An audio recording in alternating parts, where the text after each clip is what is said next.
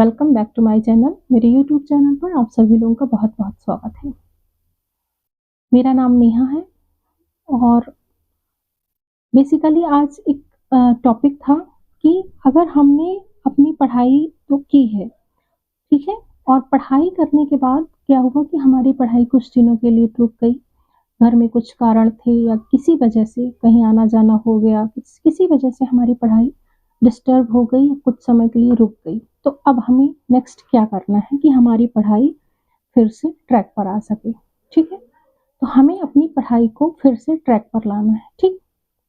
समझ रहे हैं? सपोज़ दैट कोई चीज़ अपनी जगह से हट गई है, अपनी जगह से कोई चीज़ हट गई है, तो उसे पुनः से हमें उसी जगह पर लाना है, तो हमें क्या करना होगा? मेहनत करनी होगी। सबसे पहला पॉइंट ये है। कहाँ पे करनी है मेहनत? सबसे पहले सबसे कहीं किसी भी चीज़ की शुरुआत करनी है आपको, तो सबसे पहली शुरुआत जो होती है प्लानिंग से होती है, ठीक है? कहीं भी किसी भी चीज़ की शुरुआत करनी है, पढ़ाई हो, घर हो, ऑफ़िस हो, कहीं भी, कोई भी ज़रूरत है। तो सबसे पहली शुरुआत जो है आपको करनी है अपनी प्लानिंग से। प्लानिंग कहाँ से होती है? आपके माइंड से होती है, ठीक? तो आपकी पढ़ाई अगर कुछ दिनों के लिए रुक गई है, ट्रैक से उतर गई है, तो आपको ट्रैक पे लाना है। ट्रैक पे लाना इन द सेंस उसको सही जगह पर लाना है, उसको सही रास्ते पर लाना है। वो अभी गाड़ी खड़ी हो गई है, तो गाड़ी को स्टार्ट भी करना है। स्टार्ट करने के बाद उसको फिर क्या करना है, वो गलत रास्ते पर है तो उसको फिर हमको सही रास्ते पर लाना है, ठीक? इतनी मेहनत है। समझ गए आप मेरी बात को? ईज़िली तरीके से एग्ज़ाम्पल मैंने ऐसा लिया जो ईज़िली समझ में आ जाए, ठीक? अब हमारी प्रॉब्लम तो ये हो गई, अब हमें सॉल्यूशन ढूँढना है। सबसे पहले आप बैठ जाइए, अपने दिमाग में सोचिए कि कैसे कैसे मैं अपनी पढ़ाई को सही दिशा पर ला सकता हूँ, ठीक? मैं ला सकती हूँ। तो सबसे पहला जवाब आपको यही मिलेगा कि आपको खुद को अनुशासित करना है।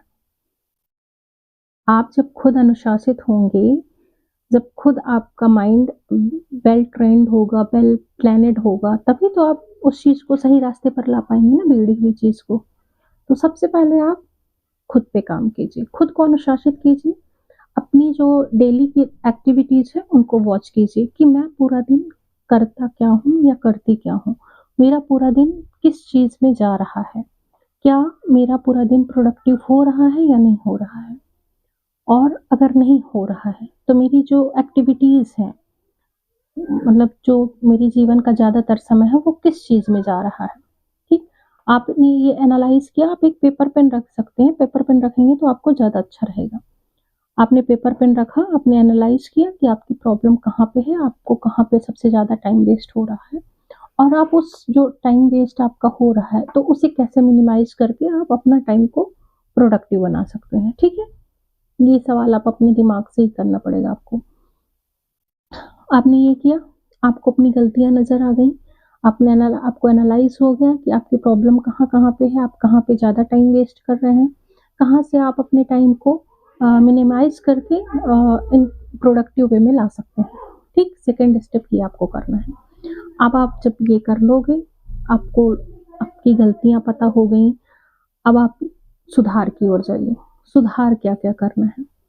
तो सबसे पहला सुधार ये करना होगा आपको कि टाइम का, सबसे पहला टाइम का। जब आप टाइम व्यवस्थित कर लोगे ना, टाइम को एकदम प्रॉपर तरीके से, तो चीज़ें ऑटोमैटिक सही होने लगती हैं। अगर हमारी एक्टिविटीज़ का जो टाइम है, वो सही नहीं है या फिर हमारी एक्टिविटीज़ ऐसी हैं कि 2 मिनट हमने यहाँ वेस्ट किए, 2 मिनट वहाँ वेस्ट किए, तो इसी वजह से चीज़ें प्रोडक्टिव नहीं हो पाती हैं, ठीक? तो हमें क्या करना है, अपने आप को प्रोडक्टिव करना है, तो जो हमारी वेस्ट की एक्टिविटीज़ हैं, उन्हें हमें एलिमिनेट करना होगा, है ना? हमने एलिमिनेट कर दिया जो सपोज़ दैट शॉर्ट्स देखने में टाइम जा रहा है, सोशल मीडिया में टाइम जा रहा है, किसी से फ़ोन में बात करने में टाइम जा रहा है, तो इन सब चीज़ों को हमें किनारे करना है, ठीक? क्योंकि कोई भी साथ नहीं देता है, आपकी सफलता, आपकी काबिलियत ही आपका साथ दे सकती है। जिनसे हम बात कर रहे हैं ना फ़ोन में, वो भी टेम्परेरी है, एवरीथिंग मतलब हर चीज़ इस संसार में टेम्परेरी है। कोई भी चीज़ जो है तो वो परमानेंट नहीं है। परमानेंट अगर हमारे साथ कुछ भी लास्ट तक जाता है, तो वो है हमारी काबिलियत। तो काबिल बनिए सबसे पहले। ठीक, अब आपका ये स्टेप क्लियर हो गया, तो आपने ये सारी चीज़ें किनारे कर दी जो अनवांटेड थी। अब आपको अपनी पढ़ाई पे फ़ोकस करना है। ठीक, अब आप पढ़ाई पे आ जाइए। सबसे पहले सारी चीज़ें किनारे हो गई, जो आपकी लाइफ में अनवांटेड या कि फिर आपकी डेली रूटीन में अनवांटेड चीज़ें हो रही थी, उन्हें आपने किनारे कर लिया। अब पढ़ाई पे आइए, पढ़ाई का बिंदु आया। ठीक, आपने अपना सिलेबस उठाना है। सिलेबस उठाया आपने अपना, उसको 2 से 3 बार रीड करना है, क्या-क्या लिखा हुआ है। ऐसे जल्दी नहीं रीड करना है कि बस पढ़ लिया। भूगोल, अर्थव्यवस्था, प्राकृतिक भूगोल, मैदान, पर्वत, नदियाँ, ऐसे नहीं पढ़ना है, ठीक है ना? ऐसे नहीं पढ़ना। उसको ना बहुत आराम से पढ़ना है। अच्छा, भारत का भूगोल, अब दिमाग में उसको पिक्चराइज़ेशन हो जाना चाहिए कि भारत का भूगोल मतलब हमारे भारत की जो भौगोलिक स्थिति है उसके बारे में सारी चीज़ें हमें पढ़नी है। अब आपके दिमाग में ये चीज़ पहले ही क्लियर हो जानी चाहिए कि हमें भारत की भौगोलिक स्थिति में जो-जो चीज़ें आएँगी वो हमें पढ़ना है। अब उसके नेक्स्ट स्टेप में जाइए आप, नेक्स्ट स्टेप में ऑलरेडी लिखा होगा सिलेबस में कि नदियाँ, पठार, पर्वत जो भी आपके सिलेबस में हो, ठीक है? ये आपने पढ़ा। अब जब आप पढ़ रहे हैं कि नदियाँ, पर्वत, पठार, तो ये आपके दिमाग में पिक्चराइज़ेशन आ जाना चाहिए। कौन-कौन सी नदियाँ हैं, नहीं आ रही हैं पूरी नदियाँ, किसी को भी नहीं आती हैं, बट दिमाग में तो आ जाना चाहिए ना कि गंगा नदी इधर है, प्रायद्वीपीय नदियाँ इधर हैं, हैं? ठीक है ना? पर्वत इधर हैं, हमारा जो उत्तर का मैदान है ये इधर है, दक्षिण भारत में कौन-कौन सी नदियाँ प्रवाहित होती हैं, जिनको प्रायद्वीपीय नदियाँ कहा जाता है, दक्षिण भारत के हमारे पर्वत कौन-कौन से हैं, ठीक है? तो और ये डिफरेंशिएट होना चाहिए कि उत्तर भारत में कौन-सा पर्वत है, दक्षिण भारत में कौन-सा पर्वत है। उत्तर भारत का पर्वत किस प्रकार कौन-कौन सी उसमें सीरीज़ शामिल है और दक्षिण, ये हमारे दिमाग का जो पिक्चराइज़ेशन है ना, ये बहुत क्लियर होना चाहिए, तभी प्रिपरेशन में हमें नेक्स्ट स्टेप जाने को मिल सकता है, ठीक? अब आपने सिलेबस पढ़ते समय आपको पिक्चराइज़ेशन हो गया, अब आपने इसके साथ-साथ ही ना अपना आकलन भी कर लेना है, कि हमारी प्रिपरेशन कहाँ तक पहुँची हुई है। और अगर आपको पिक्चराइज़ेशन नहीं हो रहा है, तो फिर आपको पुनः से पढ़ने की आवश्यकता है। अगर चीज़ें क्लियर नहीं हो रही हैं कि कौन-सी चीज़ कहाँ पे है, किसी भी सब्जेक्ट की बात कर रही हूँ मैं, किसी भी सब्जेक्ट में कोई भी पर्टिकुलर जो टॉपिक है वो कहाँ से रिलेट कर रहा है, तो फिर आपकी प्रिपरेशन अच्छी नहीं है दैट मीन्स। तो आपको अपनी प्रिपरेशन को मजबूत करना है और ज़्यादा, ठीक? ये सारी चीज़ें हो गई, सिलेबस उठाया, अगर सिलेबस में आपने देखा कि आपको सारी चीज़ों का पिक्चराइज़ेशन सही आ रहा है, तो ठीक है, नेक्स्ट स्टेप से पढ़ाई कीजिए। पिक्चराइज़ेशन अगर क्लियर नहीं हो रहा है, तो इसका मतलब ये है कि आपकी प्रिपरेशन अच्छी नहीं है। फिर आपको क्या करना है? फिर आपको क्या करना है कि आपने जो नोट्स बनाई हुई हैं, शॉर्ट नोट्स या कि जो भी आपने जैसे भी स्टडी की है, आई डोंट नो, तो उस नोट्स को उठाना है, उसे रिवाइज़ करना है। आप रिवाइज़ कर लेंगे ना, आपको सारी चीज़ें पुनः से आ जाएँगी। आप रिवाइज़ कीजिए जल्दी-जल्दी, 3 दिन 4 दिन दे दीजिए आप अपने आप को। फिर उसके बाद जब आपने जितनी पढ़ाई की है उतना रिवाइज़ कर लिया, उतनी सारी चीज़ें आपके दिमाग में सेट हो गई, फिर उसके बाद आप नेक्स्ट पढ़ाई कीजिए। ठीक? ये हो गया। अब आपका सवाल सपोज़ दैट ये है कि मैं क्या करूँ कि मुझे पढ़ाई फिर से शुरू करनी है तो। तो पढ़ाई आपको शुरू करनी है तो ये सारी प्रोसेस मैंने बता दी। अब आप इसको ये सारी प्रोसेस मैंने आपको बता दी कि पहले आपको अनवांटेड चीज़ें एलिमिनेट करनी होंगी। इसके बाद आपको दिमाग में प्लानिंग करनी होगी कि हमें कहाँ से शुरुआत करनी है। उसके लिए आपको अपना सिलेबस उठाना होगा। सिलेबस को आपको बहुत अच्छे तरीके से केयरफुली रीड करना है और उसके बाद आपको अपना आकलन भी करते जाना है, क्योंकि आपको कोई भी नहीं देख रहा है।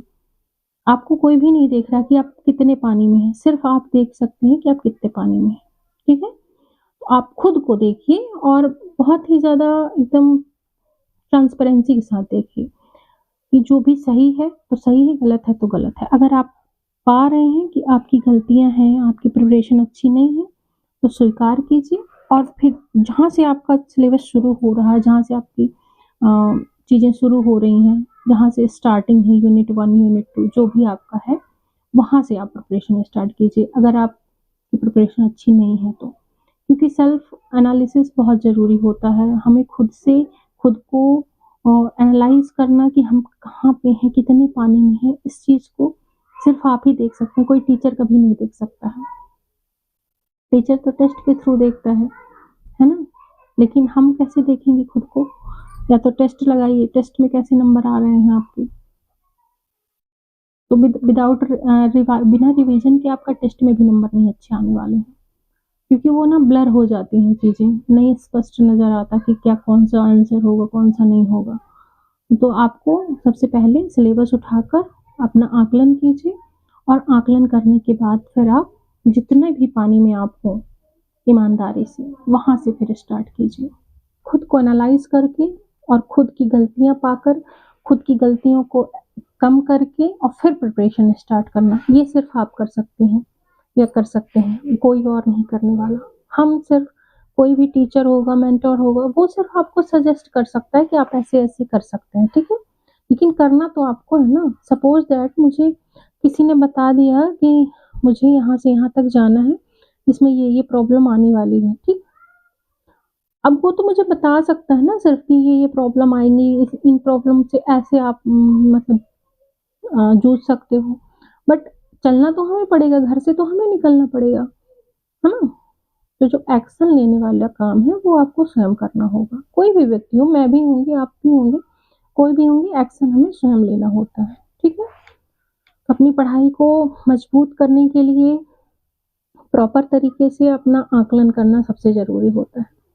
आकलन कीजिए, जहाँ पे भी आपकी गाड़ी रुक रही है, जहाँ से आपको लग रहा है कि यहाँ से मेरी जो चीज़ें हैं वो ब्लर हो रही हैं, मुझे स्पष्ट नहीं समझ में आ रहा है, वहीं से आप एक बार पहले स्टार्टिंग की रीडिंग मारिए, भले से जल्दी से ही मार लीजिए, 1 दिन में ही उसको रिवाइज़ कर लीजिए, लेकिन रिवाइज़ ज़रूर कीजिए। रिवीज़न बहुत ज़रूरी होता है। तो आप सबसे पहले सारी चीज़ को एक बार पेज पलट-पलट के सारी चीज़ों को, मेन-मेन जो पॉइंट रहते हैं वो तो वैसे भी आपके अंडरलाइन रहते हैं, है ना? तो अंडरलाइन वाली चीज़ों को आप जब देखेंगे तो ऑलरेडी पिक्चराइज़ेशन हो जाएगा, और फिर आप नेक्स्ट स्टेप पे बढ़िए, ठीक है? आई होप आपको ये वीडियो अच्छा लगा होगा, और थैंक यू सो मच। मिलेंगे नेक्स्ट वीडियो में, नेक्स्ट टॉपिक के साथ। तब तक के लिए जय श्री कृष्णा।